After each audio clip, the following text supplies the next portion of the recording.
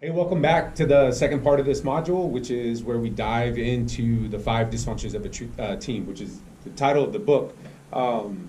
So to start, we're going to kind of reveal these one at a time, and that's very intentional because, these dysfunctions build on each other, right? And so also, we know there's people maybe like that would just want to hear the 5 dysfunctions and not hear everything else we had to say about it, right? Yeah, yeah.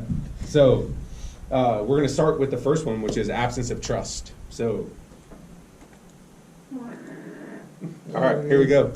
Absence of trust. So, in reading the book, like the way that I took the things I took away from like their description of absence of trust, the stuff that I kind of noted was just really kind of a lack of vulnerability and accountability. And specific on that accountability part was just like can't admit to making mistakes. Like that's an indication of the absence of trust is people not being vulnerable enough to be to admit to the mistakes that they've made. Yeah, so. Absolutely. I think there's a lot of examples of that in the book. Mikey, obviously, the big example of absence of trust. She repeatedly is unwilling to take criticism, take ownership for any of her issues, unwilling to be vulnerable even when the whole team's being vulnerable, and can attack someone else's vulnerability, which deteriorates trust real fast. Yeah, for sure. And I think that it's important to note that this is on the bottom because it's everything's built off of this. It's the foundation. And I also think it's one of the harder things to build because you're trusting people you may not know that well, or if you're joining a new team, it's like you are having to trust these people and be vulnerable, and I think the book does a good job of giving some ideas of how you can, like exercises you can do to kind of create this trust in the real world, which they demonstrate in the book, and I think would be cool to do in the real world, like even at ArtCraft. Like I think we could do more of this. Yeah, they ask lots of questions amongst the team, and I think Catherine phrases it as like, I want to hear about your childhood, but not about your inner child. Like that's a great way to like. Where'd you grow up? How many siblings did you have? What's your best and worst job? Tell me an embarrassing story. Like, didn't you just do this with your team though? We did. The production leadership team did this, and it was really great, man. We all found all kinds of stuff we didn't know about each other. Learned a lot about each other. It's a really strong team building tool. That's cool. Yeah, and I think what I hear happening in a lot of the L10s, like pretty functional, coming out of how we set up our agenda for L10s, kind of with starting off with that check-in. We're always talking about our business best, personal best, and I think it's easy to overlook like how important that personal best is to like for people to be talking about not just things that are happening here at work that maybe your team already knows a lot about, but like being able to incorporate the personal aspect of things. I think it just like builds better relationships, and like I think the better your relationships are, like the better opportunity there is for trust. Yeah. I think so, definitely. Yeah, we create a team that's willing to share without fear of reprisal, fear of anyone attacking them. For sure. And that creates that vulnerability and creates trust. Mm-hmm. Right. Yeah, and just to hammer like the point home that you made just a second ago is like in the absence of trust, like nothing else can be successful on top of that. So like you can't expect to achieve any of these other to overcome any of these other dysfunctions without that foundational level of trust in place. So, so very critical for that. Moving on to the next dysfunction. Yeah, the next one builds on absence of trust. Once you've created trust, the next dysfunction is fear of conflict. Right? So, when you don't have healthy conflict in your team, you're not going to be able to tackle issues. You're not going to be able to move past the problems that one team member has or the problems that another team member has. There's a lot of examples of this in the book. Catherine's stellar at handling conflict.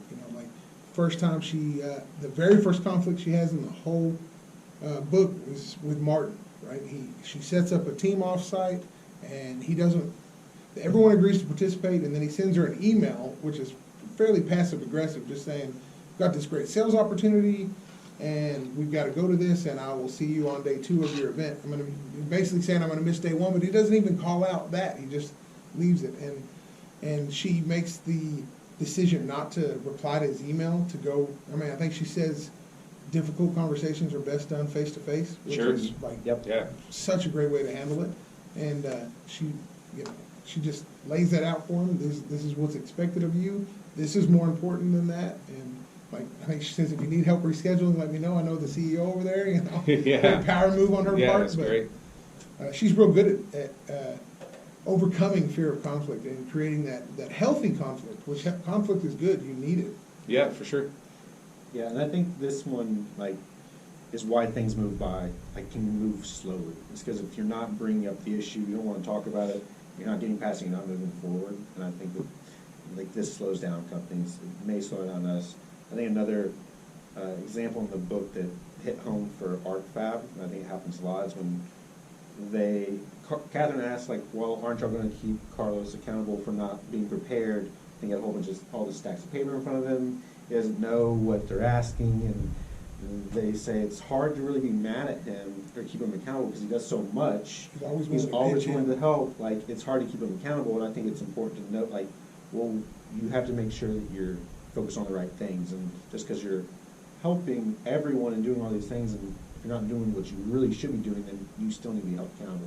Like, you have to target in on the most important things. Yeah, for sure. And but being willing to like to address that's the conflict aspect Yeah. of it, right? Yeah. Like it's almost like more internal. Like the accountability aspect comes later, but like the conflict is like internally. Are you like willing to like to create an uncomfortable moment, right? And so in the book they talk about how like with the lack of in fear of conflict that like teams in this that have this dysfunction, like they're incapable of having and engaging in like open, unfiltered debate and discussion, right? So, and they even use the word passionate. You know, like sometimes like we have conversations at an executive level that can get pretty heated and get pretty passionate because there's pretty strong feelings about how we should be doing things, and sometimes they're not in alignment with each other. Like, but like having an environment, having a team. A space for that healthy, passionate conversation that happens is super important, right? Yeah. Absolutely. I think Nick and Jan are having that argument, and Jan, like, well, nothing's changed, we're still just as dysfunctional, and Catherine comes in and says, no, this is healthy conflict, this is what we're looking for. Right. Like, this is what we should be Yeah, promoting. keep going. Mhm. Keep discussing. Yeah. Yeah. We're looking at an actual issue and trying to come up with a way to fix it. Like, Yeah, that's well, what they should be doing. what they were doing in the past was just arguing. Right? Yeah. But healthy conflict is what she was teaching them to do. Yeah, and I think where I see teams like they in that same kind of situation, right? Like they press up against that conflict. Like maybe somebody actually like voices their concern about something or their perspective on something in a passionate, kind of unfiltered way.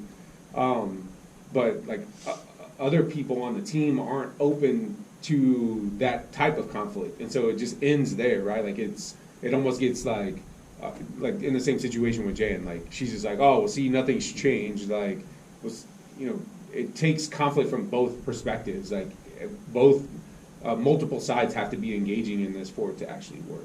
You know? And I think that's something that EOS has done for this company. Yeah. Like the L10 meetings really frame up how to discuss an issue, right? And Yeah. the more you do that, the more you discuss those issues properly, like the better the team gets at not taking things personal, at really getting to the root cause of the problem, and not being defensive or avoiding the conflict. Mhm. Right? Yeah, and that's the thing, is making sure you're putting those issues to be discussed, because that's how you're fearful of the conflict, is by not putting stuff on there, right? Yeah, for sure. Well, and I think we might have buried the lead here too, because like we didn't mention this in the introduction, but it's such a key element to the book. But when you're a part of an L10 meeting, like that's your first team. You know, like the people that are in that room, like we all like at an executive level, everybody in the room kind of has their own individual leg of the business that they're responsible for. But they have to treat the people in the room as their first team. Otherwise, like none of this stuff matters. You know, like that's really like the mindset that we have to have. And without that, like you can't have trust. You can't have conflict in a healthy way, because like you're more focused and you're more devoted to like the things that are happening downstream from you than the things that are happening across the organization within your peer group. You Yeah, know? I'm glad you said that, because that really is a crucial part. And like going to the next one, the lack of commitment, if you're in your first team, like that L10 meeting, and you don't move forward downstream with what everything was agreed upon, then everything breaks down. And all the progress you think you're making isn't actually happening in reality, because it's just someone saying, yes, okay, or the group, there's never gonna be consensus, which is fine. Like, I think the book says consensus isn't the goal, but like, if the end result is decided and then that doesn't get carried on, then nothing is gonna change, nothing's gonna happen, you're not gonna move forward. Well, then it starts to break down those other levels too, like, right, like if there's this like false commitment to things, objectives within, that the group kind of decides and agrees that this is what should happen, whether it's whether there's a consensus or not, like the decision is made, this is how we're gonna move forward, and then it doesn't move forward, like you start to break down like people's willingness to have conflict, people's willingness to like, and that erodes trust and stuff like that. So There's no point. Yeah. There's no point to have that conflict if the conflict isn't gonna lead to a solution, right? So, Yeah, you create an artificial harmony. Yeah. You think things are fine, just, I'm not gonna bring it up and cause dissension, but Yeah. it's good. And then you can have that conflict, but if you can't, I think in the book they say disagree and commit. Yeah. Under the lack of commitment, like disagree and commit, everyone gets to have their opinion said, everyone gets to have a voice, gets to share their viewpoint on a problem, and then as a group, and L10's great for this, as a group, you come up with a decision, with a consensus that, or whatever it is that everyone can commit to. Like, I understand you feel this way and you feel this way, but do we all agree this is the correct route? Yes, we do. And it saves the person that could just sit back and not involve themselves in the discussion and not voice their opinion or the way they feel about it. That gives them the out of saying, well, you know, when that fails, I never agreed to it. And, you know, lack of commitment equals lack of risk. If you're afraid to take that risk or afraid to step out and give your opinion or agree to something that the team sees as the correct way to go, it's just an easy out to be able to not agree to that and say, hey, that was y'all agreed to that. I never said that would work. because, I mean, it's I going back knew to it trust. Even if you disagree, you have to trust that your team, that decision that y'all come to, even if you disagree, you have to trust that it's the right decision. Right, and that's just like how these build on each other. Exactly, yeah. Yeah, and in some cases, like, you know, any action is better than inaction, right? And so it's like, there's no like perfect solution to the problems that we face in our business, but like the absolute wrong solution is to do nothing, right? When we know there's a problem and we do nothing about it, that's the absolute worst thing that we can do, you know? And I think it's critical, like, I'd be curious, like, for you guys, like something that we've learned just through our practice of EOS and like level 10 meetings is like when issues are raised, like there's somebody who owns the issue, and that's part of like kind of like practically how the exercise like breaks down. Somebody owns the issue, but in the issue statement, like when you're identifying the issue, part of the IDS, identify the issue, is not just like stating the problem, but it's like who's the decision maker on this problem, like who makes the call on this, and making sure that everybody like that the group is clear on that, like who has the final say, you know? Yeah. And I think that's a huge part of the like giving people the space to like make those commitments and then follow through on them, is knowing like, hey, I can disagree on it, but ultimately I'm not the decision maker. I got to trust that this individual who is the decision maker is going to make the right call, and they're going to move forward on it. And again, action being better than inaction in most cases, for sure. So, so the next dysfunction that the book lines out for us is avoidance accountability, and we're going to continue to harp on this, like how these dysfunctions kind of build on each other, you know, or on the flip side of that, how the functions build on each other, like the functional behaviors of a cohesive team, like how they build on top of each other. But so in the absence of trust, where there's fear of conflict and lack of commitment, there can never be accountability. So there's going to always be an avoidance of accountability, right? And so when you're seeing people make commitments within the group and then leave and not do anything, like not actually be committed to it, like it's going to be a challenge to like hold those people accountable, you know.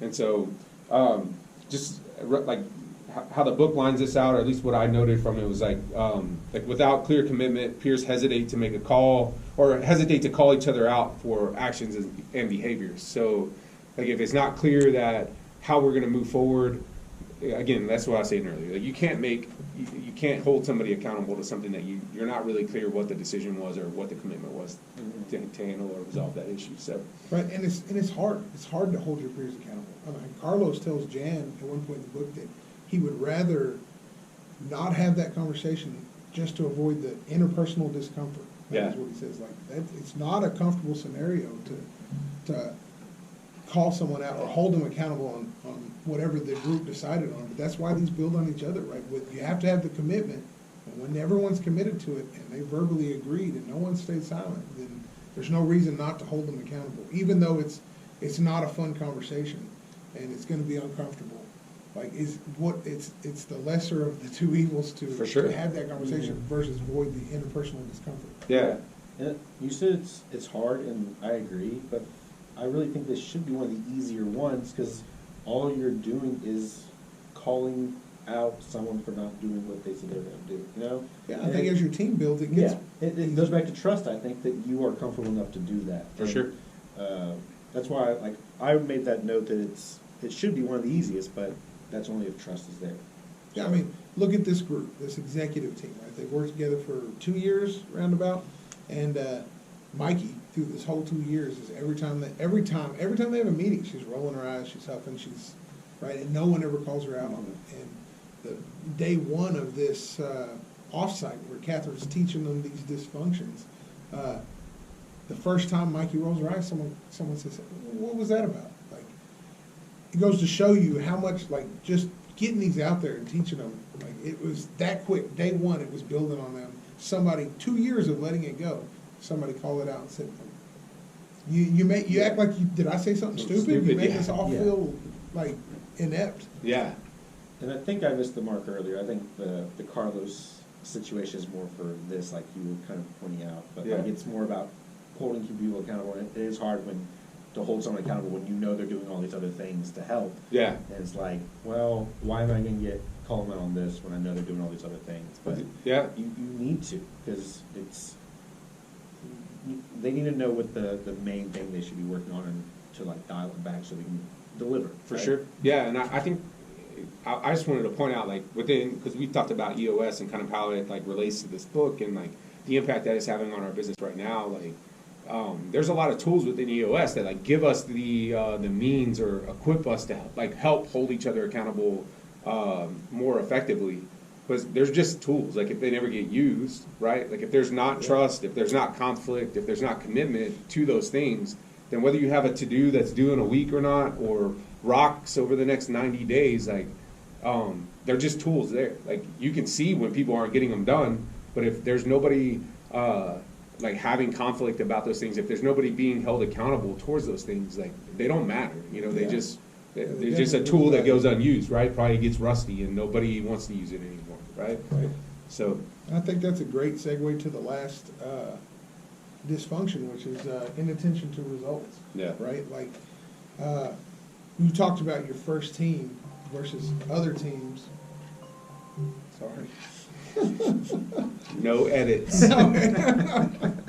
Anyway, you're like whatever team, your L10 team, your production team, the ops team, the executive team being your first team versus the team that you lead, ties right into it. Inattention to results. We're not putting your ego, your status above the team. For sure. I think Jeff does that the best in the book. Jeff was CEO of this company, and he got demoted so that Catherine could come in because things weren't going well and they weren't functioning as a team. And then by the end of the book, spoiler alert, by the end of the book, Jeff steps down off the executive team to work under Nick, I believe, just because it's his idea, because it's what's right for the company and what's best for the team. Yeah. And it's I think he's the unsung hero of the book. Catherine's got all these answers, but Jeff is the prime example of demonstrating them all. Yeah.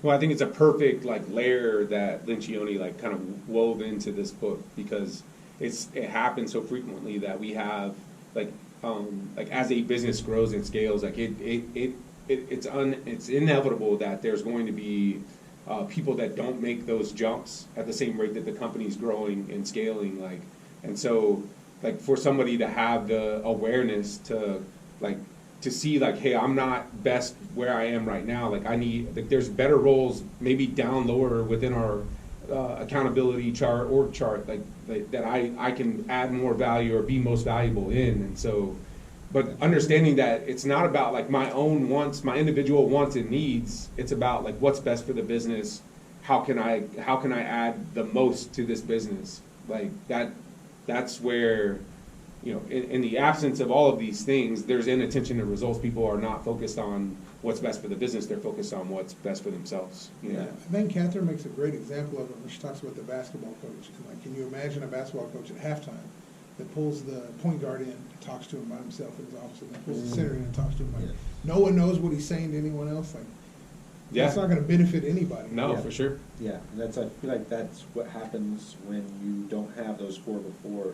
Like, they really do all go up to that point, and I think that's why I like this book so much, just because it makes sense to me, and I've listened to it like more times than I thought I would, and I've really enjoyed it because it does make sense, and all four of those go up to intention, detail, and it builds on it. And I like the book even says this is how this one connects. This is how you can overcome these. This is the role of the leader. Like, it breaks it down and it just makes sense. And it's, I don't know, that's why it's a New York bestseller. Like, oh yeah, for sure. Like it is. I think to, like, summarize, you know, these dysfunctions, like, it may be obvious, but just to point out, like, a really functional team is doing the opposite of the stuff that's up on this board, right? They have great, healthy trust.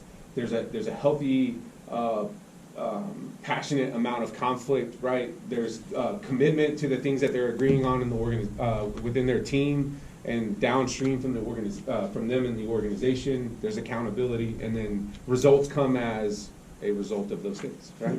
Yeah, absolutely. And so, but I also, I mean, I think you started to touch on this, Nick, but, you know, the book is great because at the end, like, it provides, like, assessments, right? Like, there's a team assessment at the end of the book that allows you to kind of rank where you are in these different and like related to different questions, and then you kind of plot them into a grid that scores you against each one of these function areas, right? So there's tools in the book that really kind of help like baseline understanding where you're at as a team. So I think there's, like, encouragement for, like, anybody having an Ops L10 at this point, or an Ops L10, but a level 10 meeting in general. Like, there's an opportunity to take these assessments and just kind of baseline where you're at. Yeah. It might give you some help in, like, indicating where you need to, like, focus as a team and getting better, you know, related to these areas. Yeah, I think that's another reason why I like it so much, is not only did I see, like, problems here with some of the teams I'm in, but, like, I saw personal, like, things I need to get better at to be a better team player.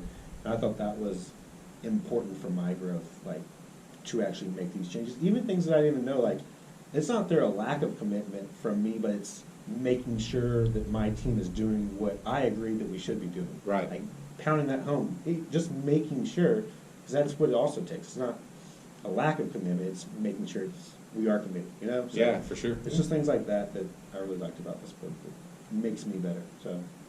Yeah, that's great. So the next part of this module is we're going to tie this book to the Aid to Camp leadership values. So stay tuned for that. Thank you.